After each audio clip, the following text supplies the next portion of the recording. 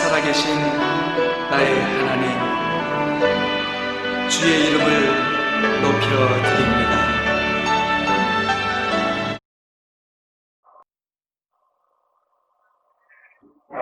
한 해의 숫자를 첫달 1월달을 영어로는 페브루아리라고 합니다. 이 말은 로마 신화 야누스에서 유래된 그런 말인데, 이 야누스 신은 하나의 머리에 두 개의 얼굴이 달려, 그래서 이것도 가르쳐서 야누스의 얼굴, 이렇게 서로 반대 방향을 향한 그런 얼굴인데, 한쪽은 몽둥이를 상징하는 그런 얼굴, 다른 쪽은 열쇠를 상징하는 그런 얼굴을 하고 있습니다.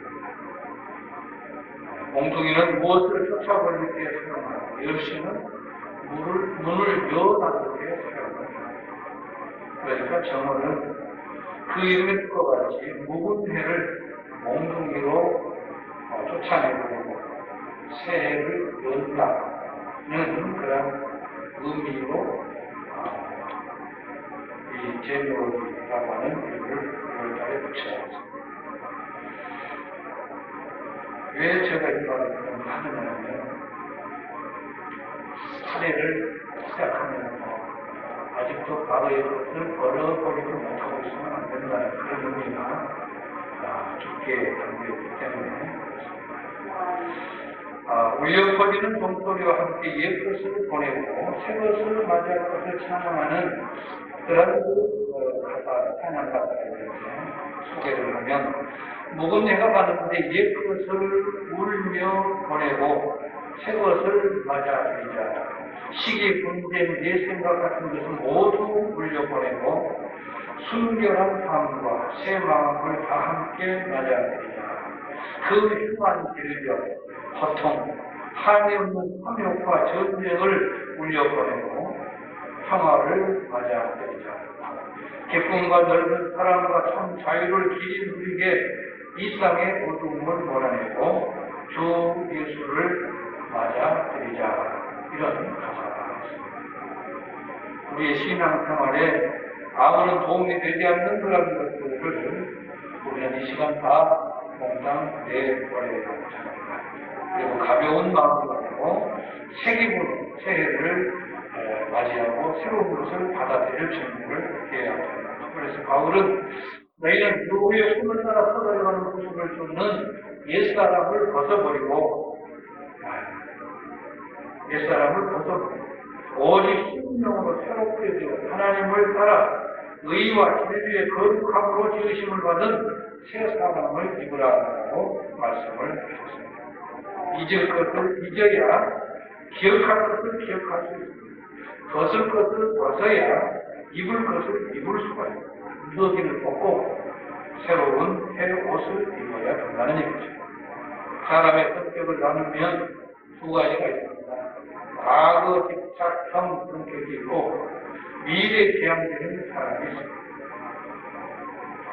과거 집착적인 사람과 미래 지향적인 사람, 과거에 끌려서 살아가는 성격의 사람이 있는데, 이런 사람은 여러 명으로 손해를 늘 봅니다. 자신만 손해본 것으로 그치면 그것은 또 다행입니다. 남에게도 피해를 입히고 손해를 입힙니다. 과거에 내가 실패하였거나 죄를 범하였거나 남에게 피해를 입었거나 질병으로 크게 고통을 당했거나 이런 것들이 있으면 그것이 내 생각과 내 마음을 지배하게 됩니다. 그래서 괴로움을 느끼거나 아니면 남을 늘 원망하면서 살아가게 됩니다. 누구 때문에 내가 손해를 보았고 누구 때문에 내가 실패를 했다면서 그것을 쉴 새 없이 생각을 하고 또 생각이 나면 그와 같은 하소연을 하기도 합니다. 이것들은 모두 백해 무익한 일입니다.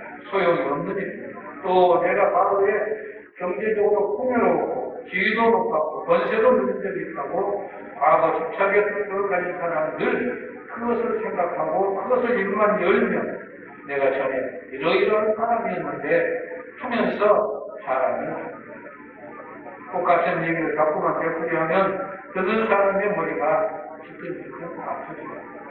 과거에 남에게 피해를 입은 것에 대해서는 원망이 되고 과거에 내가 성공한 것에 대해서는 자랑을 누리게 됩니다.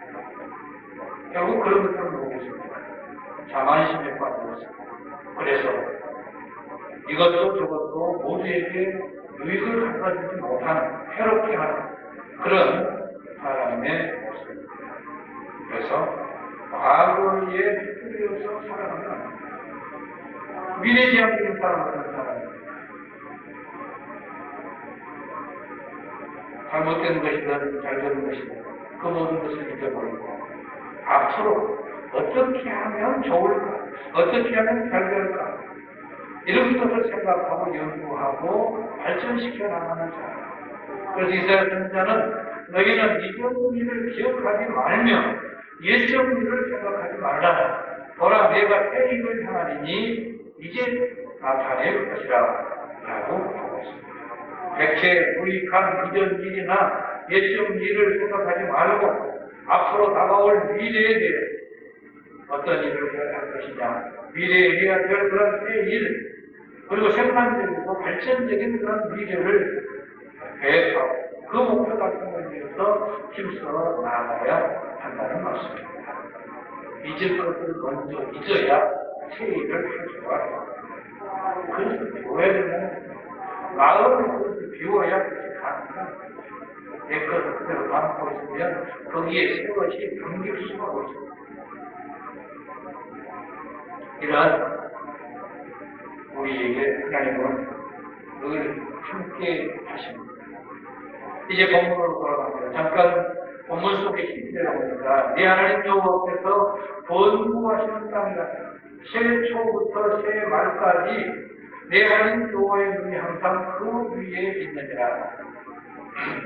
이제 우리가 가지고 있는 성경에서는 12절에 연초부터 연말까지 이렇게 번역해요. 우리가 과거에 가지고 있는 성경에는 새초부터 새말까지 그렇게 번역했습니다. 같은 얘기입니다. 더 쉽게 하기 위해서 연초부터 연말까지 그렇게 번역했습니다.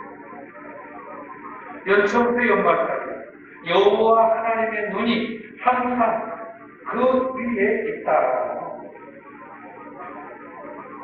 하나님이 함께 하시는 그 사람은 새로운 삶을 살고자 하는 그 사람 미래를 향하여서 계획을 하고 목표를 달성하고 애쓰고 수고하는 그 사람 위에 하나님께서 함께 하고 있다.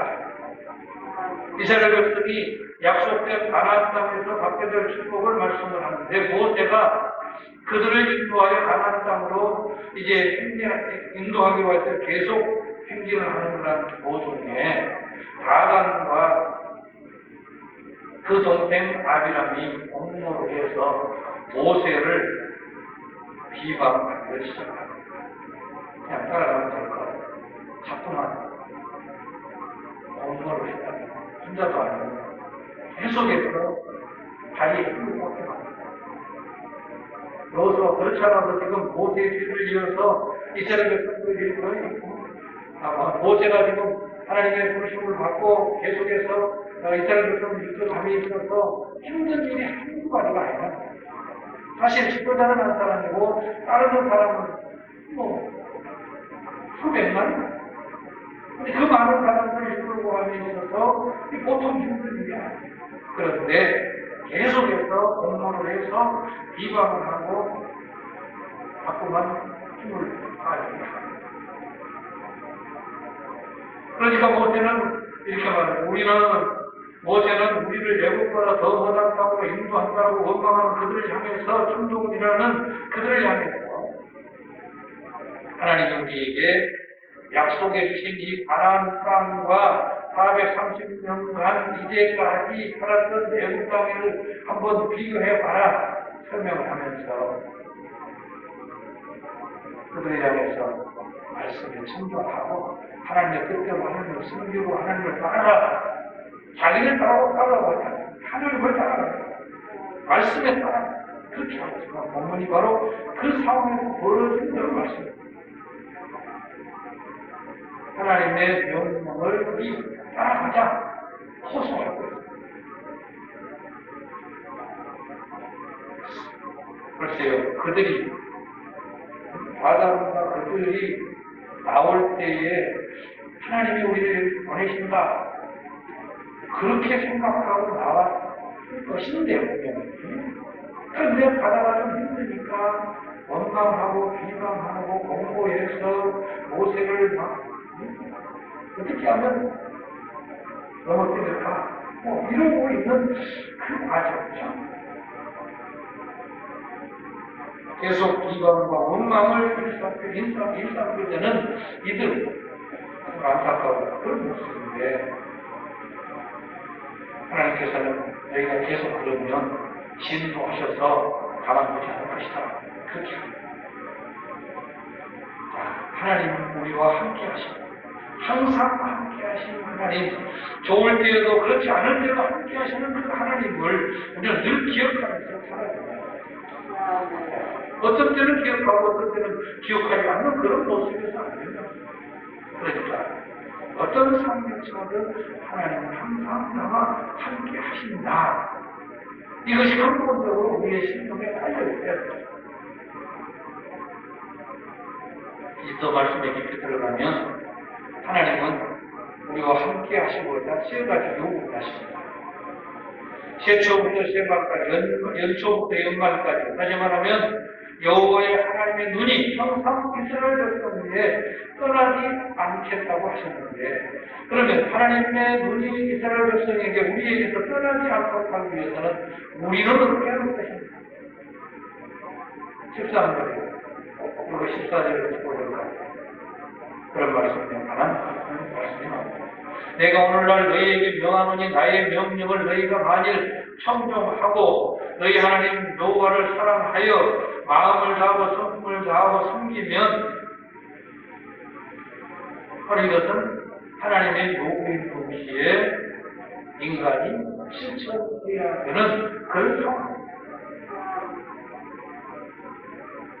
그 다음에 하나님이 하실 일이 결정되어 있는데 여호와께서 너희 땅에 이른 비, 늦은 비를 적당한 때에 내리시니 너희가 곡식과 포도주와 기름을 얻을 것이고 또 육축을 위하여 들에 풀이 나게 하시니 내가 먹고 배부를 것이다 라고 말씀합니다. 우리는 하나님이 하실 일에 대해서 즉 하나님이 주실 복에 대해서 신경을 쓸 필요가 없습니다.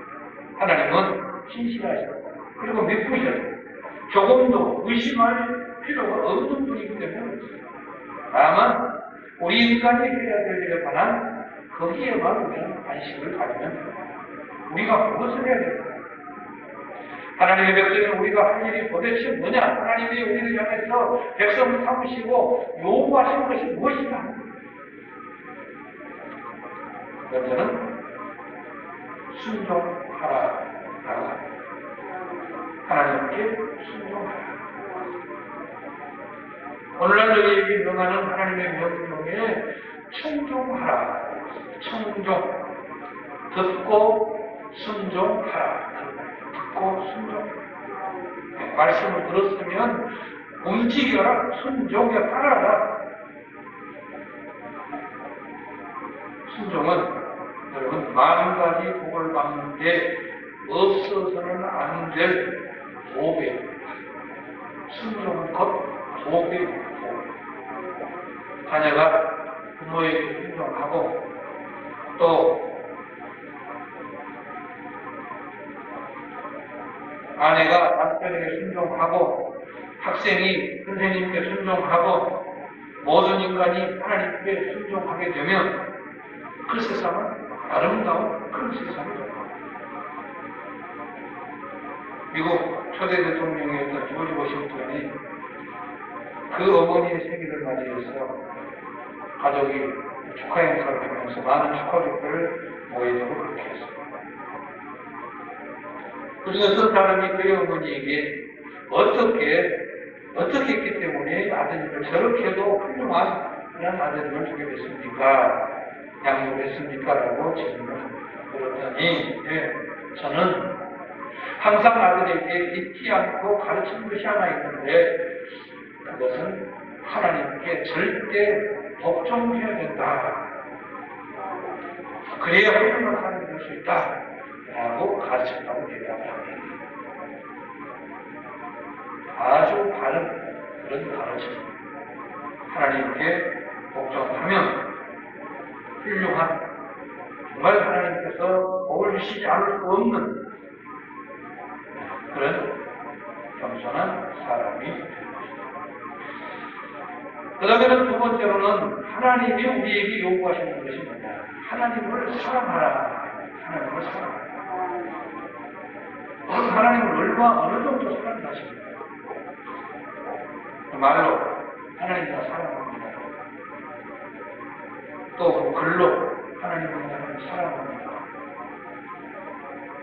이 동양인들의 체계에는 윗사람을 향하여 사랑한다고 하는 말이 잘 어울리지 않습니다. 윗사람에게는 공경한다고 해야 되고, 존경한다고 해야 되고, 경외한다고 해야 되고. 이 여호와를 사랑한다. 그것은 서양적인 표현이었습니다. 그래서 우리 성경에 보면 그런 부분들을 여호와를 경외하고 이렇게 표현이 되고, 그런데 그 경외하라는 것은 하나님을 사랑하라 그런 말입니다. 우리가 지키려고 애쓰는 10계명이잖아요. 두 가지로 그것을 나누면 10개를 두 가지로 나누면 하나님을 사랑하라. 그리고 또 사람을 사랑하라. 하나님을 사랑하라. 사람을 사랑하라. 이것을 네 글자로 표현을 하면 단문으로 경천애인. 우리가 하나님을 사랑하고 그의 교훈을 사랑하고 그의 계명을 사랑하면 반드시 복을 받게 되겠습니다. 아니, 하나님의 부르심을 받고 하나님의 백성 되었다면 하나님의 요구하시는 두 번째, 하나님을 사랑하는 것. 늘 할 수 있어야 되고 항상 할 수 있어야 되고 반드시 할 수 있어야 되고, 하나님을 사랑하기 때문에 주의를 하고, 하나님을 사랑하기 때문에 예배를 하고, 하나님을 사랑하기 때문에 하나님을 가까이 하는 그런 모습을 늘 보일 수 있어야 됩니다. 그 다음에 세 번째로는 여호와를 섬기는 일입니다. 사랑은 마음으로 할 수도 있습니다. 말로도 할 수도 있습니다. 세 번째 거, 섬기는 것은 마음으로 안 됩니다. 말로도 안 됩니다. 섬김은 행동으로 됩니다. 이거 행동으로가 돼요. 하나님을 사랑하고 나를 부르신, 나를 용서해 주신 그 하나님에 대해서 내가 하나님을 섬긴다? 이거는 입으로 입만 가지고는 안 된다. 인간이 인간 구실을 제대로 하려면 섬김에 대해서는 바로 찾아서 섬겨야 됩니다. 인물이 출중하다고 사람 구실을 제대로 할 수 있는 것은 아닙니다. 학력이 높다고 해서 역시 사람 구실을 제대로 한 것도 아닙니다. 물질을 나보다 많이 가졌다고 해서 인간 구실을 제대로 하는 것도 역시 아닙니다. 그 사람이 무엇을 섬기고 있느냐, 누구를 섬기고 있느냐, 이에 의해서 그 사람의 평가는 달라집니다. 인간의 손으로 만든 우상을 섬긴다? 그리고 그것을 향해서 복을 피우고 있다? 그 사람의 섬김에 대해서는 잘못된 것이죠. 아무리 권력의 힘이 있고 금력의 힘이 강하다고 할지라도 그 권력이나 금력을 섬기는 대상으로 삼는다고 한다면 역시 그런 것이도 인간 무시를 제대로 할 수밖에 없는 것이죠. 섬김의 대상을 바로 알고 바로 찾아서 섬기는 것이 큰 은혜이고 놀라운 복인 것을 우리는 기억해야 합니다. 사랑하는 여러분, 우리가 지금 섬기고 있는 그 대상은 하나님이십니다. 그 하나님은 누구입니까? 그 하나님을 우리는 섬기게 되었으니 먼저 감사해야 되고, 그 하나님을 어떻게 섬길 것인가 늘 우리의 삶에서 고민해야 돼요. 이 한 해를 살아가면서 그 하나님을 정말 이 한 해에는 지금까지 해오는 대로 하지 말고 잘 섬겨야 돼요. 이거로만 되는 것이 아니고 말로 되는 것이 아니고 글로 되는 것도 아니고 하나님을 섬기는 일에 있어서 어떤 모습을 하면서 섬길 것인가. 이 시간에 말씀을 들었습니다. 이 한 해 동안에 그 물음표, 내가 하나님을 어떻게 섬길 것인가. 그래서 연말이 되었을 때 정말 하나님을 잘 섬겼노라고 하나님께로부터 인정을 받고 또 모든 성도들에게도 인정을 받는, 그래서 하나님의 복이 우리의 삶에서 떠나지 않는, 우리가 이것처럼 그렇게 하지 않으면 하나님의 복이 떠날 것이다. 그 뒤를 계속 일로도 마찬가지입니다. 이른 비와 늦은 비가 너희에게 내릴 텐데, 그래서 포도와 곡식 그 모든 것이 잘 기름지게 얻어지게 될 텐데, 그렇게 하지 않으면 그 나중에 그 모든 것이 다칠 것이라고 말씀하셨습니다.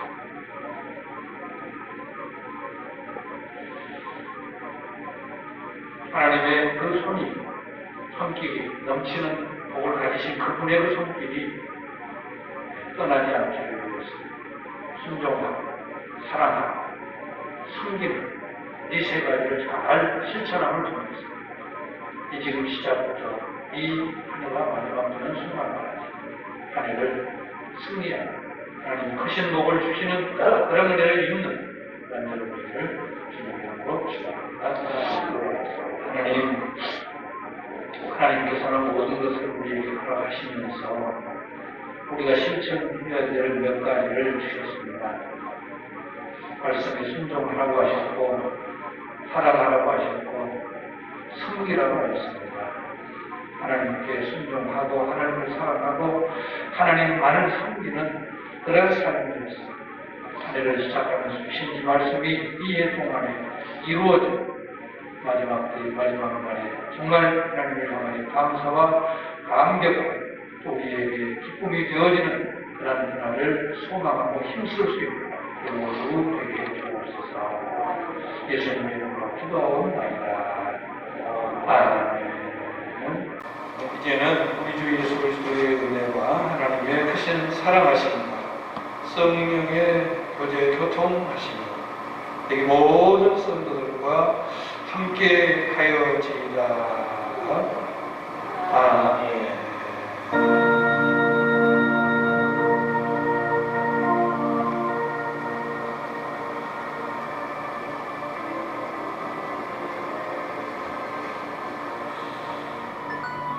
어제나 오늘이나 영원토록 동일하신 신실하신 하나님을 찬양합니다.